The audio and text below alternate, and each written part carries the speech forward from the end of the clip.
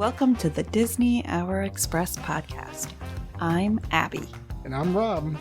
We are two hopelessly romantic Disney enthusiasts. Sharing fun stories, secret tips, and family travel experiences. If you are a Disney newbie, or maybe a season pass holder, we hope you find this information helpful.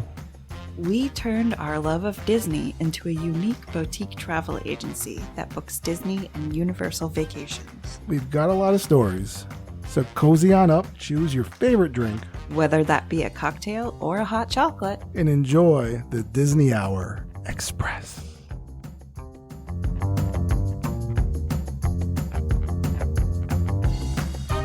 Hey, babe.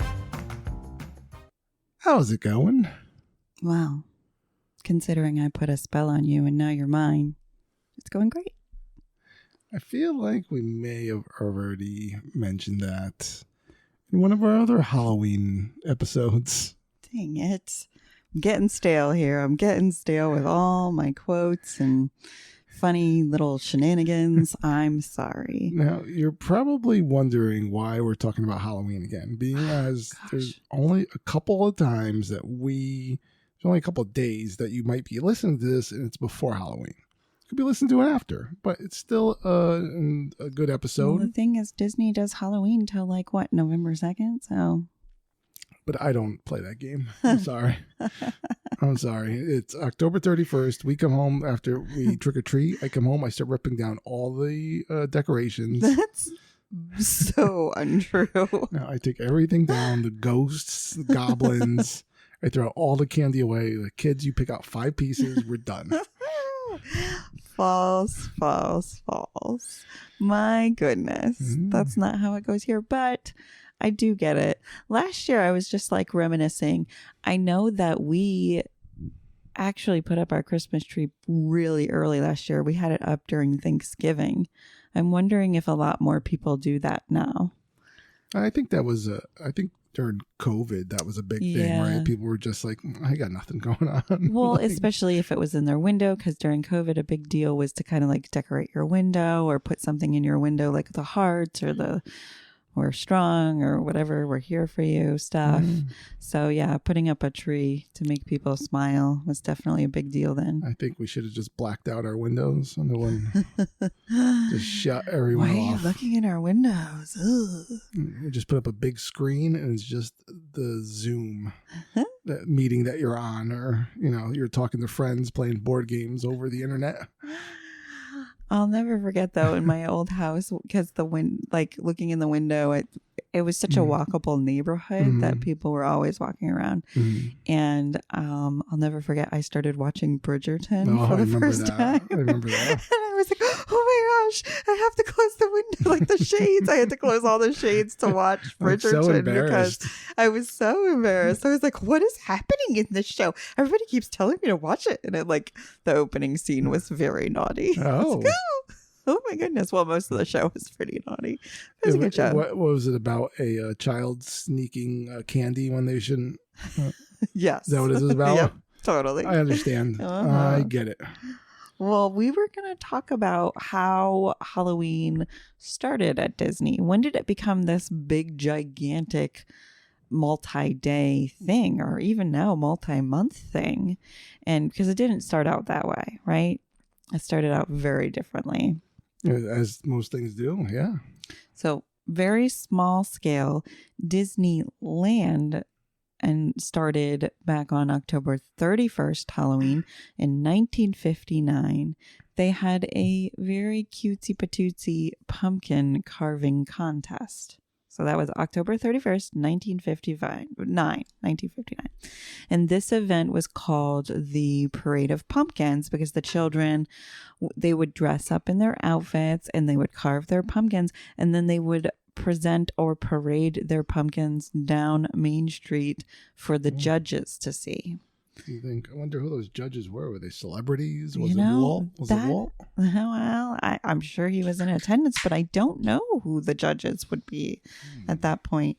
And I don't know what they get if they won the pumpkin contest. Maybe it was like it's like Charlie and Willy Wonka. Like they get to take over Walt Disney World. They get the golden ticket for the day. They have to become Mickey. Well, I mean, Disneyland's history was just really, really interesting to me because they did that for quite some time. And they also, for the longest time, and they still have this, the Happiest Haunts tours. And you get a tour guide that leads you through Disneyland Park and shows you around all the eerie and delightful Halloween decorations that they have. You're going to hear some frighteningly fun tales as you journey to the shadowy bayou to begin the adventure-filled Pirates of the Caribbean experience. No. And then, of course, as part of the tour nowadays, you get photo ops with the hitchhiking ghost and so on. Yeah, so lots of different Halloween things. But I was kind of like, how interesting. So they kind of make it New Orleanian style with the haunted walk. Mm-hmm. So that's a really big thing in the French Quarter in New Orleans. And then, of course, you have the bayou. And then, well, because I've gone on them. Oh. And then you... Why? Because... You know what? You stop over there. You stop. I think that counts. Everyone drink. Everyone drink. It's close enough. No. And so then I was just like, what's Walt's obsession with New Orleans? You know, like, did he have family there? What's going on? But he just really, we know he was really into steam trains, right? And so, but he was also into steamboats. So the boat that goes down the Mississippi River, he was really into that. Obviously, he has it down in Liberty Square, right? In Walt Disney World. It's really, really cool. So I was like, oh, that's so interesting. So he was just more into the mechanics of the things that were down there at the time, or still are for sure. And that's why he loved New Orleans. And he had considered New Orleans as a site for Disney World. But then it went out the door because the Louisiana government did not want to work with his kind of things that he wanted to work with. And I just think about how different that would be because it's such a populated area, right? And Orlando, prior to the building of Walt Disney World, wasn't as populated. So that would have been so different. I don't think it would have been nearly as big or nearly as... I can't imagine it. Wouldn't I can't have been imagine as that. expansive with all that area and the just the conservation that he's built, just with everything. Yeah, it would be a totally different experience. Yeah, for sure. So Walt Disney World started their Halloween celebrations in 1972. Oh. Yeah, that was their first one. It was just on October 28th and 29th. And the Halloween weekend did include some additional entertainment, including family-friendly magic shows, character meet and greets, plus a screening of The Legend of Sleepy Hollow. Oh, okay. The old Ichabod Crane with this long, lanky Ichabod Crane. So I always found sidebar. Legend of Sleepy Hollow. I used to like watching that, and so I wanted to put that on when I worked at Blockbuster Video, like the one screens. with Reese Witherspoon, or old one? Not Reese Witherspoon. Gosh, no, Christina Ricci. I'm sorry. Yes, Johnny Depp and all that. Yeah, was it that one? No, it was like the cartoon, like the Legend of Sleepy Hollow, the cartoon. I haven't seen it, I guess. Oh, okay. So it's like you can't find. It's not like its own separate tale. Like anywhere, like you had it was on like a separate, it was on like a Mickey, like the shorts, like a Mickey Halloween special type of thing or something. They used to put it on with that. Anyway, wasn't important. So you did used to put it on all the time. I would, at yeah, but you would have to put on the other Mickey stuff. And it was less because it was like all in the middle of it. Yeah, but it was weird because it would have these kind of family friendly Mickey adventures, and then it has this story that's kind of scary. It's a guy with no head, tormenting a teacher. Guys with no head all the time, I guess. Oh, that's weird. Anyways, so they would view The Legend of Sleepy Hollow, and one of the major. Now this is where I was like, oh my gosh. I did not know this fact. One of the major highlights for guests was that rides on the Haunted Mansion were free during the Halloween event. And I was like, that makes no sense. Like, you're already in Disney World. Why would rides on the Haunted Mansion be free? It was different. Because it was different. That's right. It was different. They had ticket booths for the rides, right? Mm-hmm. That you would buy individual tickets for the rides. Can you imagine the chaos of that? But actually, essentially, with Lightning Lanes and Genie Plus coming back, you're doing it now. Yeah. You're doing it. You're buying an admission to the park and then a ticket to. So that's just crazy. That's just like something where more the traditional like local fairs do, right? Because you're just buying, you buy like 20 tickets and right, and one ride is 4 tickets and one ride is 2 tickets depending on the popularity. And like or I used to do the or... place I used to go to a lot when I was younger, Playland over in New York, and that was the same thing. It would be like, you would go there and you have to buy the individual tickets. So obviously is like a way of the past. Wouldn't work in current Disney whatsoever. Right. And so I guess that's cool. Haunted Mansion was considered to be one of the prime tickets. I'm sure. So for it to be free during this Halloween event was like a really big deal. Everybody wanted to be there. Yeah. So, I mean, interesting, very interesting fact. So in 1979, Walt Disney World hosted more of these parties, and they were getting bigger, and the music performers were getting more popular. And this is when it started to becoming a separate ticketed event than just like an admission, or even going on the rides. And this began to be called Halloween Hysteria. Oh. And also included magic shows like previously, but the headliner guests were getting bigger. So, for example, like the Police came one year, which is like really cool. Could you imagine going to the Magic Kingdom and seeing like an actual like super popular band right there? I could not, seeing Sting and I would tell them to don't stand so close to me. Yay. Baby. So now we're going forward to 1995, is it? That's right, 1995. What happened then? And that was Walt Disney World's first Halloween night party, which became what we know today as Mickey's Not So Scary Halloween Party. And that would, between the years of 1995, so for the next decade, that would grow to where they would have it for multiple nights, right? It grew up to like 15 nights at the time. Yeah, so it was about 15 nights. So like what we mean by night party is where the rest of the park was closed to the public, right? And then just these people were admitted to what's now Mickey's Not So Scary.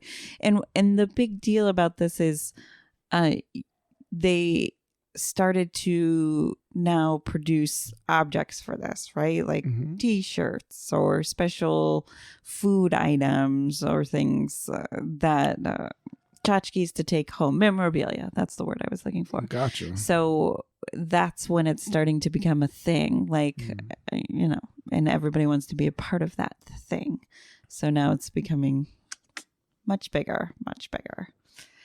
Now, Mickey's Not So Scary Party has just gotten so big that they actually start this parties in August. So it's like closer to the date of July 4th when these parties start versus October 31st. Halloween. Yeah, it's true. Which is nuts. It's so true. We felt like when I look back at our trip to the AEP in August and how we have talked about, we didn't get tickets for it. We were really bummed. But would it have felt like Halloween in the middle of August? You know what? I'd like to find out. You're like, I don't care what you say. I wanted to see. So, yeah. But again, this is like how the party doesn't focus on the rides at all, which is different. That's different how it first started, right? As the Haunted Mansion was a free ride. So it no longer focuses on that. It focuses more on the trick-or-treating inside the park and the party exclusive parades and unique photo ops, which is, again, the photo ops have really come in the last like decade, especially adding the different images into the photos too, which is always really cool. This fact really blew my mind. So, like, Walt Disney World generates, or it's been thought to generate about $3.3 million in revenue for the company per night of this party. And that's because you're thinking about how they have the day tickets and then an additional night ticket. Which is about the same as the day ticket. Yeah, with all like the memorabilia and everything. $3.3 million per event. That's about $125 million for the season. That's an insane moneymaker. Insane. Because let's see, August, September, October. So it goes for 3 full months, where Christmas is only going for 2 months. And not even 2 full months. It's true. Oh my gosh. More like a month and a half. That's like yeah, that's crazy to me. So it's definitely probably like their biggest moneymaker ever. Yeah. Well, I do wonder though what it costs to put it all together. Like, yeah, because if they have all the parades and they have the extra actors and everything coming in, same with over at Hollywood Studios, they've got to spend a ton of money to make money, for the actors, for the makeup, for the food, for the props. Wait, for which at Hollywood Studios? I'm sorry, I meant Universal. Universal. Oh, gotcha. Yeah. Okay. Yeah. For the props and for everything, it's just like whoa, that blows my mind. So I don't know. I'm gonna let you talk a little bit. We've got a little bit more information about Disneyland, and then all the beautiful news you have. Oh, do we? We have some news. So now we're going back to 95 again. I'm taking it back. Let's think about it. It's 95. Some of us in here were in high school. Not this one. This one might have been, let's see, I was wearing my pants backwards, like crisscross. Maybe Abby was like listening to Radiohead or something like that. I did love Radiohead. I don't know. Different times, Smashing different Pumpkins. times, different days. Smashing Pumpkins, that's what you would do at Halloween. I don't know about that. All right. Anyway, so in Disneyland, 1995-96, Mickey's Halloween Treat debuted at Disneyland Park and then returned to Disney California Adventure for 4 years, beginning in 2006. The event was also known by other names, including Mickey's Halloween Party from 2005 to 2007 and Mickey's Trick or Treat Party from 2008-2009. I tell you, they're getting really inventive with these names. I know. So I do like that they really changed up the name like by 2019 because it was just they were really struggling there. It seemed to like have a draw to it. Yeah. So I mean, Disneyland is more known for repeat clients of the area, like families who live like 2 hours away or less are repetitively going to Disneyland, right? So it needs to have like different things going on and just understand that it's not like a one-time thing. It's like in the middle of like downtown Anaheim, which is like it's like a part of LA, kind of. It's like LA proper or something. I forget exactly, but yeah, I mean, people go there. I listen to other podcasts, and it's like everyone has like a season pass to Disneyland. They're like, yeah, well, we got the pass, so it's a pretty common thing.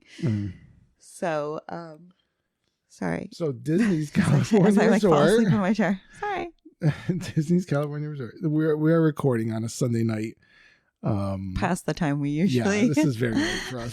Have this podcast out.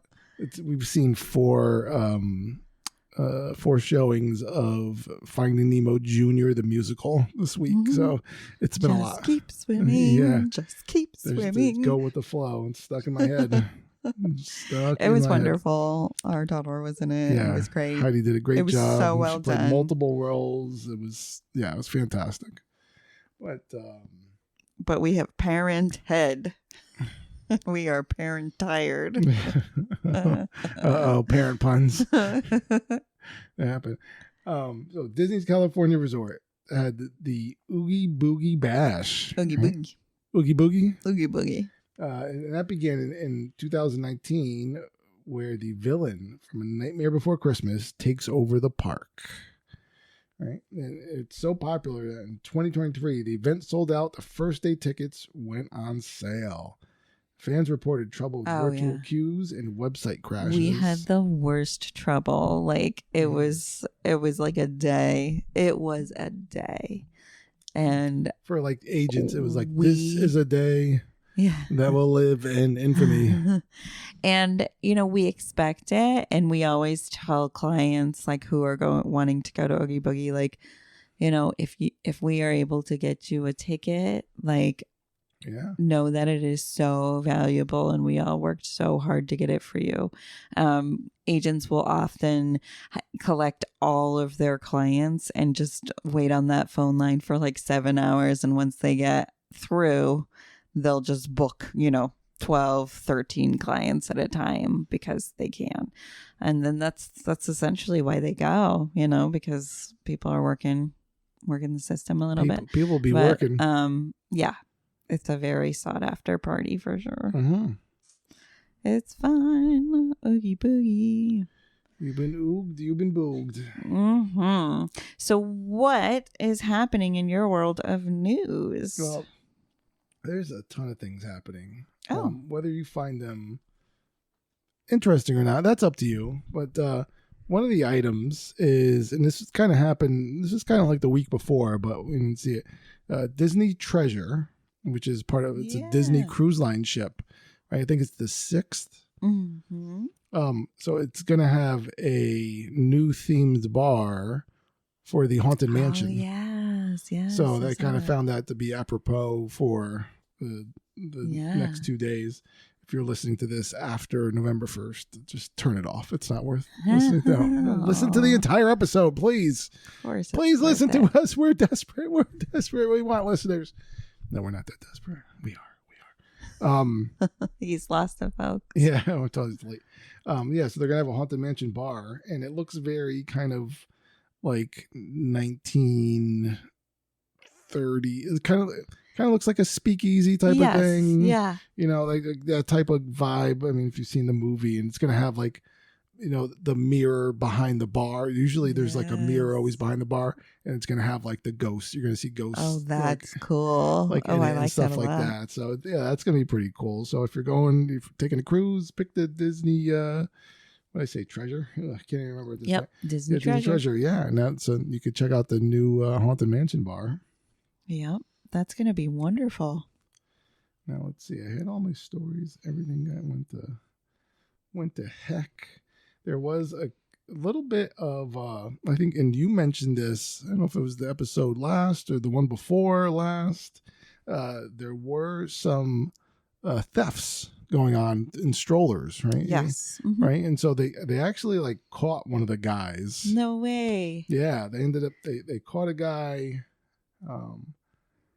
let's say another man. Yeah, it was like, they found a guy, he was trying to, like he had stolen something and he was trying to charge like a credit card. That was, anyway, so they're still trying to figure, but it all happened on like one day in like July 21st. Oh. There was like a rash of thefts.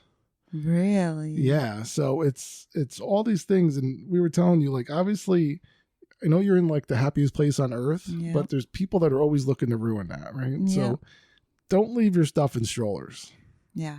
Like it's just not. And it's just so easy to do. I'm telling you, like it feels like your safety net where you can put everything, but you really can't. So there was a woman that like she went on in Animal Kingdom to ride Dinosaur, which is in Dinosaur Land over there, and she went on there. She used I mean, it was very specific. It said she used the lightning lane, so she wasn't there for long, but she left her stroller. She came back out. The stroller was moved, which isn't very. That's super common because the cast members are always moving it to make it a little bit. They put everything in the right place and right. to not take up so much room. So that's not unusual. But when she came back, she was missing items that she had bought over in Pandora. She had bought a bow, arrow, 2 banshees, and 4 T-shirts, all gone. That's like $2,000. Basically, right? There was another woman that had a bag taken. I forget. Oh, it said she left her. Again, it was on a stroller, but they found like the bag that was taken like over in Tusker House, the companion bathroom across from Tusker House restaurant. Like the person went in there, went through it. This one though, there was another. There was a guy, a 21-year-old guy, parked his stroller outside the theater of the festival of the Lion King. Whoa. Rewind. A what guy? A 21-year-old guy. A 21-year-old guy parked his stroller. Got it. Yeah, I mean, he was probably in it, right? 21-year-old. I mean, he's basically a baby. What? Maybe he was the one that was being pushed around. Maybe. So when the show was over, all the bags he had left in his stroller, including his wallet and his bank card with $400 in cash, was stolen. No. Now, I mean, obviously he was a 21-year-old, so he wasn't. People, do not leave your wallet. Yeah. Like, always have your wallet on you. Yep. Like, take the hit of being like that person wearing the fanny pack if you're uncomfortable. Like, yeah. Keep it with you. Now, I would have been like telling people, oh, by the way, I had $250,000 in cash in my. Yeah, right. Yeah.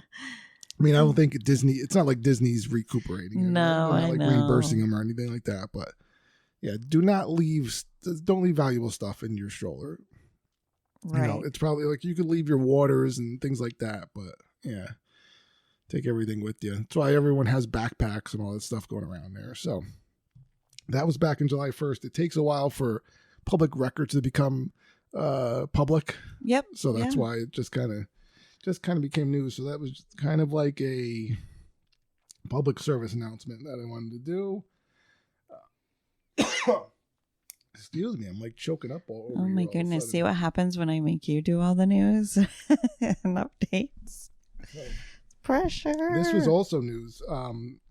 Again, I think. We might have missed this. I think it came out like last week, but they are doing Disney After Hours. Yes. So they just opened all of that up. You're right. They're coming back starting 2024. Mm-hmm. They're going to have them in Magic Kingdom, in Epcot, and Hollywood Studios. Mm-hmm. And it's similar to like what they're doing now with Mickey's Not So Scary, except it's not. There's no theme to it. It's just it's a separately ticketed event. And it's closed off. They don't have as many people allowed to come in there, and most of the bigger rides, are going to be available. Tron for these select nights is not going to be on a virtual queue. It's actually going to go to a standby queue. Good. Oh my goodness. So that'll be the first time. 58 seconds of your life. I guess. Yowzes. Not mine. But so that's a very unique experience. And then the other thing is that in Magic Kingdom, they have like a separate firework event, like a nighttime spectacular, because this like happens late. This is like your after hours events are from like 10 to 1. Yep. So that's kind of crazy. So they're bringing back, it's called Disney Enchantment. Yeah, which is a favorite for so many people. Yeah. And so I guess, like it debuted they had it for the 50th anniversary. And then as the 50th anniversary was over, they decided to then, they no longer had those events and they stopped doing that. But that's going to come back. That's going to be the show. Good. So there's a list of dates. We'll try to put them on our website so everyone could see. No, I'm not going to run through them now. We've talked enough dates for you, right? We're going back. Yeah. We talked a lot of dates. But it's select night. It's not many nights. It's like only a couple of months. So that's something you're interested in, you're a night owl, you're going to Disney, definitely worth looking into that. As I said, it is a separately ticketed event, and the tickets are, they're not cheap. I'll just say Right. that. So I think as an individual going, you might decide like, okay, well, we don't have kids or whatever, and we want lower crowds, so we'll go during the late hours instead of going during the day, right? I don't know that you'd necessarily want to do both on the same day, but I don't know. You do you, right? Yeah, that's right. You do you. One of the things that comes out in the theme parks put out for every quarter a theme park incident report. Oh boy! So it kind of shows you everything that happened, right? Yep. I read through this a little bit. Oh, you did that? Okay. So they had, some of them were interesting. I'll try to go through them quickly. There was a 69-year-old man up top, injured his neck and back on Twilight Zone Tower of Terror. Okay. Well, I mean, that makes sense. Yeah. I mean, who hasn't injured their back? I think we just don't talk about it on that ride because we love it. And even when you're 69, up top. Yeah. Oh, boy. There was a 73-year-old woman felt motion sickness and fainted after exiting the Slinky Dog Dash. Yeah. I mean, if you had like an inner ear thing going on or whatnot and you're jostled around, I can see that being an issue too. Yeah. There's the whole thing. And then as we've experienced, as we've, gotten, our years have gone on, that we're more prone to motion sickness or whatever. Absolutely. Or like lots of 3D showings and stuff. We're just not. It doesn't jive well anymore. It's weird. There was a 50-year-old woman with an unknown pre-existing illness had a seizure after she rode Star Wars Rise of the Resistance. So it's like, I wonder what part initiated the seizure or, was it lighting? Was it the movement? Because the movement's different, right? Because it's all because of the flooring there and how it's more magnetic movement rather than it's not on a track of movement. So it's a different way of feeling. But then again, seizures, there was the whole thing back in the 90s where it was like Mary Hart from Entertainment Tonight. Mm-hmm. She was the co-anchor. I'm sorry, I don't know why I'm choking over here. Her voice was like, people were listening to it and it was causing a seizure over the TV. Yeah. I've never heard of this. Yeah. Something in her voice. Yeah, it was like something seizures. Like, how do you not take that personally? I mean, as she's taking all her sweet money to the bank, I guess she. Yeah, she don't care. She's like, I've got a special voice. Yeah, she could use that on anyone. Like, I will put you into a seizure. Wow. Mm-hmm. That's bizarre. Strange. But poor lady. That's really upsetting. Now, this one was just kind of like, all right, how did you not see this coming? 2 visitors said they felt sick on Mission Space at Epcot. Mm-hmm. Right? Again, who hasn't felt sick? We just keep it to ourselves, right? We're of the generation where we just shove that feeling way on down. So there was like a 33-year-old woman with an unknown pre-existing condition said she had abdominal pain on the ride. Mm-hmm. And there was a 69-year-old man, maybe that same guy from Tower of Terror, had a cardiac condition, felt dizzy, and that was in September. Okay. All right. Well, that stinks. Yeah. There was somebody that Guardians of the Galaxy Cosmic Rewind again disoriented. Who hasn't gotten sick or disoriented? That's like, look, and you can understand it's hot, and obviously these are all things that happen like in July, August, September. It's still super hot down there, and you're going on a ride, and you're moving in a way that your body's not normally used to being moved. Now you're like super dehydrated and being jostled. Yes. And then last but not least, there was a 19-year-old woman went on Big Thunder Mountain Railroad, and she felt faint. Oh. I mean, that one, I don't know. So it's like the incident reports weren't as bad as you would think they would be, but they're kind of typical. Now, this wasn't just about Disney. There's also incident report for Universal. So this one we can relate to. Yeah, tell me. Universal had reported that a 26-year-old man had an inability to speak after he rode Harry Potter and the Forbidden Journey at Universal's Island of Adventure. Well, again, I can completely 100% relate.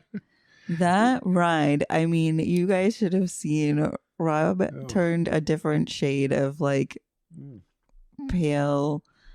Oh, man. I don't even know what happened after that, but I was afraid that we were going to end our honeymoon altogether because that was like the second ride we went on. That was we were both though. Like it was not. We did not want to do it. Yeah, that was rough for me. But my 10-year-old niece went on it like 17 times in a row. So and so did Uncle Mikey because he had to assist her on it, right? He had to be with her, and so it's that's a rough one. It's just because of the way I think you rock and the way everything's set up. You're kind of going almost upside down backwards. Yeah, and then you get in and it's like the 3D screen. It's just like I think the transition could be a lot for some people if you're prone to dealing with that. Absolutely. So now that we're talking about Universal, over in Universal, which is still the last couple days of Halloween Horror Nights is happening. And that's in the Universal Orlando side of it. Mm-hmm. Yes.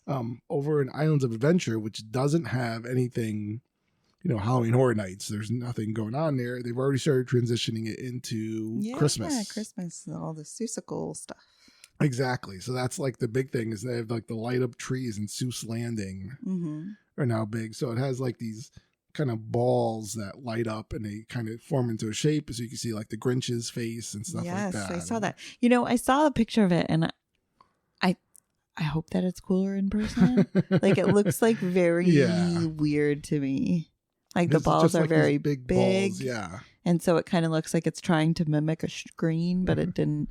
So again, like in person, I'm sure it looks completely amazing, but the pictures of it are. I wonder if that's something to do with just they want it to look interesting during the day. As opposed to like they could just, I'm sure there's like a curved LED screen they could wrap around it to make it look, where it would just be normal, but then maybe not see it. I don't know. I don't know. It could be better, but still, they have like wreaths up all over the park of Islands of Adventure and the entranceway and all those things. And 'tis the season, almost. Definitely, 'tis the season. What else? Thunder Mountain, we covered that. After Hours, Haunted Mansion. I think that was all I had. I know. I mean, we're just winding down the spooky season. We're going to have like a kind of awkward transition month because it's going to be between Thanksgiving and Christmas. But I mean, let's be honest, there's nowhere that really decorates for Thanksgiving. Except our house. Yes, this is true. However, I think the dog ate most of our Thanksgiving decorations. What? Yeah, and now he's a turkey. Now we're going to cook him. Yep. Now he is 5 pounds heavier and qualified to be our turkey. He's going in the oven. No, I'm just kidding. But yeah, it's an interesting time, right? Because we don't want to forget about Thanksgiving and about the importance of family and being thankful for what you have. So we'll try to highlight all the wonderful Thanksgiving things that you can do, not just Liberty Tree Tavern, but all the things. I've spent a few Thanksgivings over there at Disney, so we'll talk about that. I'm sure they're, you could go to any of those buffet places, Hollywood and Vine. Yeah. They probably have a really great Thanksgiving meal. Yeah. So I felt really bad. We had a travel specialist.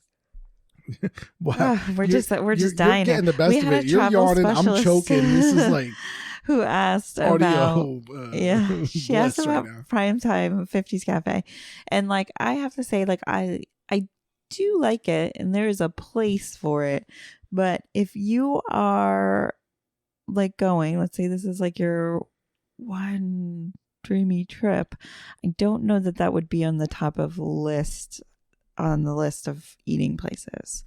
So I said, just Hollywood and Vine. It is attached to Primetime 50s Cafe. Yeah. Just go there instead. It's really, really good. You'll really like it, because a character dining experience with really good food versus a lady telling you to eat all your peas. No, thank you. I'm good. I'd rather just enjoy all my food and characters. Right? I agree. If you are happen to listen to this and you are in Disney for these last couple of days of Halloween and you don't have tickets to get into Mickey's Not So Scary, it's kind of cool just to go there in front of Magic Kingdom and like at night. Like we, on our way back, we were heading back to our hotel and we had to go via the Magic Kingdom buses. It was pretty cool just to like go by and see it. It was lit. Yeah. The way it was lit, and they have like the fog that that they have, and like all the people are even in like a Halloween type spirit, but they're not like scare actors and not scaring you or anything like that. But it was cool. So if you just so happen to be there and you didn't get tickets, still I think it's still worth, and you're like near a monorail or something, like get on over there and check it out. Why not? And soon all of that merchandise that was just specific to the evenings of the parties is now open to the days and open to the public. So yeah, you can get all the merchandise. Of course, it will start going on sale soon. But I heard it flies off the shelf pretty fast. Yeah, yeah, it does. It does. So you better, I think it's the Emporium over in Magic Kingdom that has it. Yes. So take a look there. Always good. And that's all we got, folks. It's a little show today, just with some history, and we hope you have a happy and safe trick-or-treating experience. We hope there's more treats than tricks. Absolutely. Can't wait to see you in the new season of Thanksgiving. Yay!